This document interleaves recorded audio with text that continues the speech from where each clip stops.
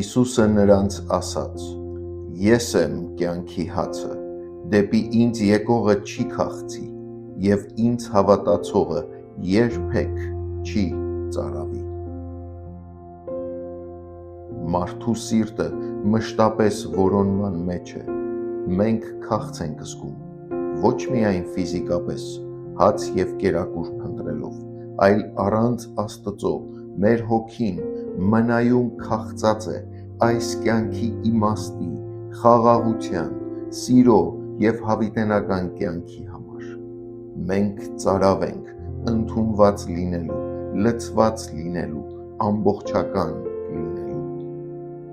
Եվ հենց այս իրականության մեջ Հիսուսը հռչակում է. Ես եմ կյանքի հացը։ Նա չի ասում ես կտամ հաց, նա ասում է ես եմ կյանքիդ և կենսունակությանդ համար միակ աղբյուրը, միայն ինձ հետ և միայն իմ միջոցով կարող ես կյանքիդ իմաստը, նշանակությունը վերագտնել, դադարել փնտրտուքներդ, անհաջող փորձերդ։ Ոչինչ այս աշխարհում չի կարող լցնել այն բացը, որ միայն Աստված կարող է տալ։ Այս խոսքերը հնչում են այն բանից հետո, երբ մարդիկ տեսել էին հացի բազմացման նշանը և կշտացել, նրանք ուզում էին նորից ուտել, բայց Հիսուսը նրանց հայացքը բարձրացնում է տեսանելիից դեպի հավիտենականը։ Նա ցույց է տալիս, որ նույնիսկ ամենաշատ հացը չի կարող հագեցնել այն քաղցը, որը միայն Աստված կարող է լցնել։ Դեպի ինձ եկողը չի քաղցի։ Սա խոստում է ոչ թե առանց դժվարությունների կյանք, այլ լցված կյանք։ Քրիստոսին մոտեցողը գտնում է այն, ինչը աշխարհը երբեք չի կարող տալ։ Ինձ հավատացողը երբեք չի ծարավի։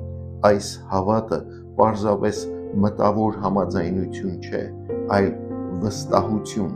կյանքդ հանձնել Աստծուն և ապավինել միմիայն Նրան։ Երբ հոգին սնվում է Քրիստոսով, այն այլևս պակասություն չի զգում։ Այս սպասման մեջ եկեք ինքներս մեզ հարցնենք.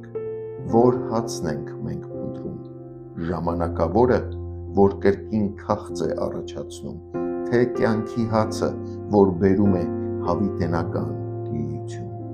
Քրիստոսն այսօր էլ նույնն է ասում. եկ ինձ մոտ, սնվիր ինձանով, և դու կգտնես կյանք և էլ ավելի։ Տեր Հիսուս, սնուցիր իմ հոգին քեզանով, օգնիր ինձ ապրել քո տված լիությամբ։